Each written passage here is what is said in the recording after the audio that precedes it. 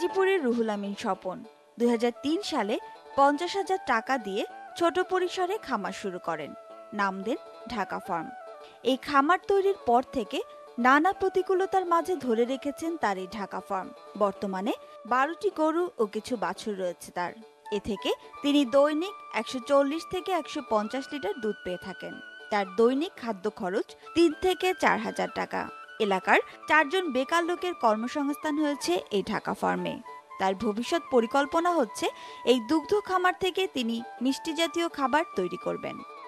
এটা আমাদের নিয়মিত পর্ব। প্রতি পর্বে আমরা কৃষকদের সমস্যার সমাধান দিয়ে থাকি। আজকে আমরা এসেছি গাজীপুরের বোর্ড বাজারস্থ হাজী আমিন সাহেবের ডেইরি ফার্মে।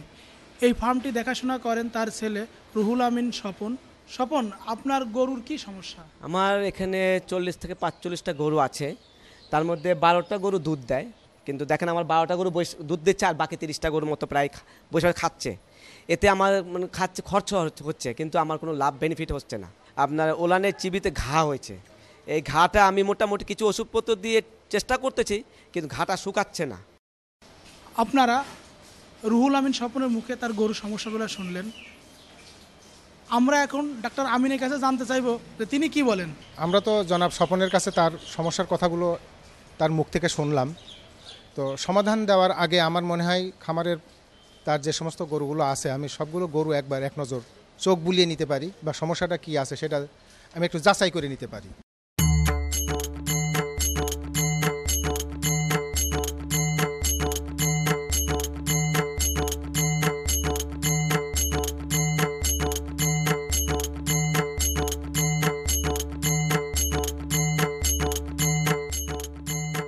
ওনার অনেকগুলো গরু আছে এখানে, বেশ ভালো জাতের গাভী গরুগুলো বেশ ভালো দুধেরও গরু বটে। দু একটা গরু আছে যেগুলা উনি বলছেন যে এগুলা বাচ্চা ধারণ করে না বা নিয়মিত গরমও হয় না। দু একটা আছে নিয়মিত গরম হয় কিন্তু সেগুলা বাচ্চা ধারণ করছে না।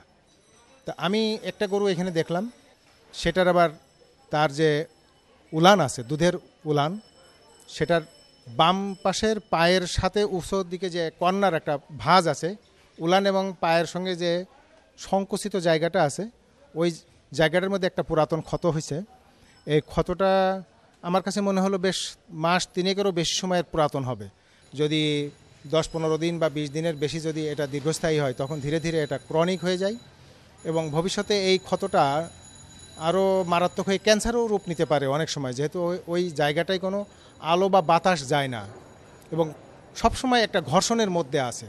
এই ক্ষেত্রে একটু উচ্চ ক্ষমতা সম্পন্ন অ্যান্টিবায়োটিক ব্যবহার করতে হবে, যেমন অ্যাম্পিসিলিন, অ্যামাইনোসিলিন, স্ট্রেপ্টোপেন, স্টেপ্টোপি, হাইকোমক্স, এই জাতীয় একটু উচ্চ মাত্রার অ্যান্টিবায়োটিক এটা নিয়মিত 5 থেকে 7 দিন ইঞ্জেকশন আকারে এই গরুর মাংসপেশিতে ফোটাতে হবে।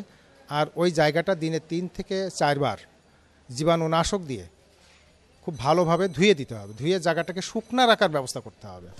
এটা অত্যন্ত একটা জটিল বিষয়।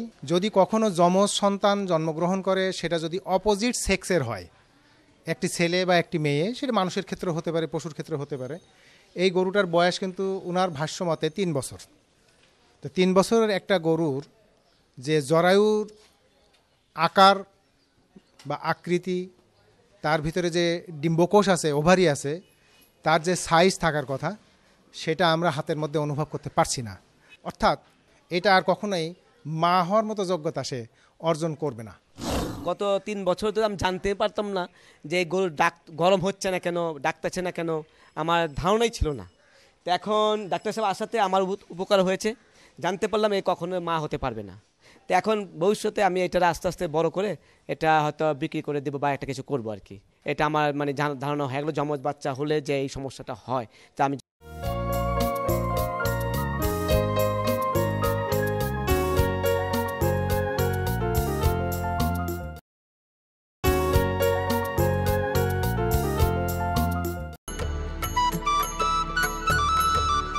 যশোরের সদর উপজেলার পাঁচবাড়িয়া গ্রামের কৃষক বাড়ি খামার ও যশোরের ডেইরি খামারের উদ্যোক্তারা এই প্রযুক্তি ব্যবহার করে পশুখাদ্য উৎপাদন করছেন।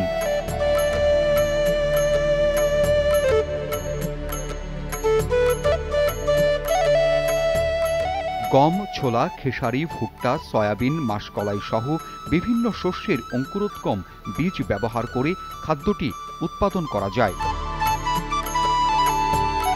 হাইড্রোপনিক প্রযুক্তি ব্যবহার করে পশুখাদ্য তৈরি খুবই সম্ভাবনাময়। শুধু এই খাদ্য দিয়ে গরু, ছাগল, ভেড়া, খরগোশ ও রাজহাঁস পালন করা সম্ভব। আমরা তাদেরকে প্রযুক্তিটা সম্পর্কে আরো বেশি জ্ঞান দেই। এছাড়াও আমরা অন্যান্য জায়গাতে যে সমস্ত খামারি বা অন্যান্য আমাদের ডিভিশনের অন্যান্য জায়গাতে যেটা করছি সেটা কিন্তু আমরা তাদেরকে খাওয়াই। আমরা প্রায় 9.5 দুধ আমাদের উৎপাদন বেশি বাড়ছে। আর মানুষের একটা সাড়া, ব্যাপক সাড়া আমরা লক্ষ্য করছি এবং আমরা মনে করছি যে যাদের বাড়িতে হয়তো চাষযোগ্য কোনো জমি নাই, তারা নিজের বাড়িতেই এইটা চাষ করে তাদের গবাদি পশুর অভাব পূরণ করতে পারবে, খাবারের যে অভাবটা পূরণ করতে পারবে। বছরের প্রতিদিন গরুকে পুষ্টিকর খাদ্য দেওয়া বিরাট চ্যালেঞ্জ। বাজারের দানাদার খাদ্যের গুণগত মান সবসময় ঠিক থাকে না, সেজন্য গরুর বদহজম সহ নানা সমস্যা দেখা দেয়। এছাড়া মাঠে লাগানো ঘাসে কৃমি ও শামুকের জন্য পশুর রোগ ব্যাধি হয়। এজন্য ঘরের ভেতরে নিবিড় তত্ত্বাবধানে শস্য বীজ দিয়ে মাটি ছাড়াই পানি দিয়ে ট্রের ভেতরে হাইড্রোপনিক খাদ্য প্রস্তুত করা হচ্ছে।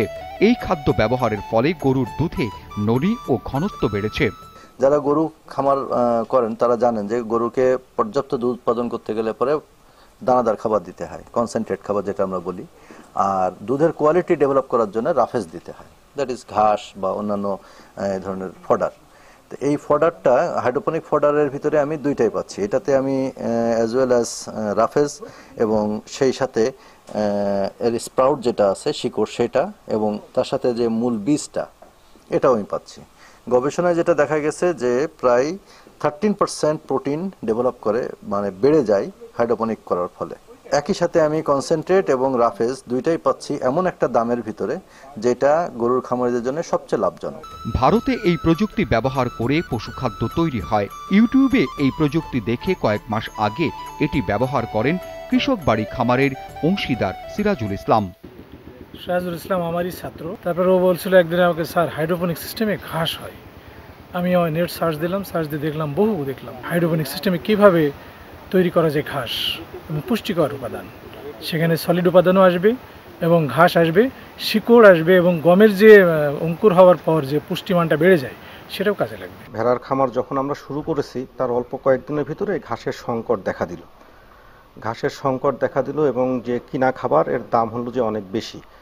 আর কিনা খাবার যতই আমরা কিনি না কেন একটা সবুজ ঘাস কিছু তাদেরকে দিতেই হয়। চিন্তার জায়গাটার থেকে এই হাইড্রোপনিক দেখলাম, যে হাইড্রোপনিকে অনেক জায়গায় দেখলাম, ইন্ডিয়াতেও দেখে আসছি। আমরা কয়েকদিন ইন্সপেকশন করলাম, ইন্সপেকশন করার পরে দেখলাম যে না, আমাদের দেশে একেবারে সহজভাবেই কোনো মেশিনারি ছাড়াই এটা করা সম্ভব। এটা কিন্তু ওয়ার্ল্ডের মধ্যে এটা কিন্তু নতুন টেকনোলজি না, এটা ওয়ার্ল্ডের মধ্যে হচ্ছে, কিন্তু বাংলাদেশে হলো এটা প্রথমেই আমরা শুরু করি। এটা হলো বাংলাদেশ এগ্রিকালচার ইউনিভার্সিটি, তাদের সাথে কোলাবোরেশনে প্রথমে একটা রিসার্চ করি এটা, তারপরে আমরা ফিল্ডে নিয়ে আসি। পরিষ্কার পানিতে শস্য বীজ 12 ঘন্টা ভিজিয়ে রাখতে হবে। তারপর পানি ঝরিয়ে ভেজা চটের বস্তা অথবা কালো সুতি কাপড়ের ভেতর করে 24 ঘন্টা অন্ধকার স্থানে রাখতে হবে। শেষে এক পাশ ছিদ্রযুক্ত ট্রের ভেতরে পাতলা করে ওই বীজ বিছিয়ে কালো কাপড় দিয়ে 2 দিন ঢেকে রাখতে হবে। এই 2 দিন খেয়াল রাখতে হবে বাইরের আলো বাতাস যেন না লাগে। কাপড়টি সারাক্ষণ ভেজা রাখতে হবে। তৃতীয় দিন কাপড় সরিয়ে আধ ঘন্টা পরপর পানি ছিটাতে হবে। এভাবে 9ম দিনে বীজ থেকে 5-6 ইঞ্চির মতো চারা গাছ লম্বা হয়ে ওঠে। তখন সেগুলো ট্রে থেকে শিকড় সহ উঠিয়ে পশু পাখির খাবারের জন্য দিতে হবে। 1 কেজি বীজ থেকে 9 দিন পর 7 থেকে 8 কেজি খাদ্য পাওয়া যায়। 1 কেজি গম থেকে আপনি পাচ্ছেন হলো 8 কেজি, 7 থেকে 8 কেজি আপনি কাছাকাছি আপনি পাচ্ছেন। এটা খাওয়ালে কি হচ্ছে আপনার, এটা মিল্ক প্রোডাকশন বেড়ে যায়। এটা 10 থেকে 11% মিল্ক প্রোডাকশন বেড়ে যায় এটা। এবং দুধের গুণগত মান, এটা অনেক ক্ষেত্রে দেখা যায় দুধের ইয়েলো কালার হয়ে যায়, এটা কিন্তু হোয়াইটিশ কালার। এসএনএফ বলি আমরা, ফ্যাট পার্সেন্ট বলি। এসএনএফ আপনারা জানেন এটা হলো সলিড নট ফ্যাট, এবং হলো ফ্যাট পার্সেন্ট এটা হলো খুবই ইমপ্রুভ করে। এটা আরও একটা বড় উপকার আছে, ওইটা হলো ফার্টিলিটি। গাবি বলেন, ছাগল বলেন, ভেড়া বলেন, এগুলোর ফার্টিলিটি বাড়ে। এগুলো 5 বিঘা জমিতে যে পরিমাণ ঘাস উৎপাদিত হয়, মাত্র 300 বর্গফুটের একটি টিন শেডের ঘরে সেই পরিমাণ হাইড্রোপনিক পশুখাদ্য উৎপাদন করা যায়। এই খাদ্য খাওয়ালে গরুর দুধ বেশি হয়, মাংস হয় বেশি। অন্যদিকে পশুর রোগ ব্যাধিও কম দেখা দেয়। একদিকে কাছাকাছির সাপ্লিমেন্টেশন, অন্যদিকে হলো দানাদার খাদ্য সাপ্লিমেন্টেশন। এটা আপনি খাওয়াইলে ধরেন একটা গাভীকে আপনি 5 কেজি দানাদার খাদ্য খাওয়াবেন, এটা আপনার 1.5 থেকে 2 কেজি আপনি কমাই দিবে, এই কি বলে হাইড্রোপনিক খাওয়াবেন, অন্যদিকে 2 কেজি আপনি দানাদার খাদ্য কমাই দিবেন। সেক্ষেত্রে আপনার 35 থেকে 40% কিন্তু উৎপাদন খরচ কিন্তু কমে যায়।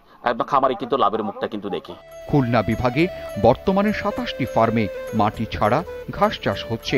সরকারি সুযোগ সুবিধা পেলে এই চাষ আরও বাড়বে বলে আশা সংশ্লিষ্টদের।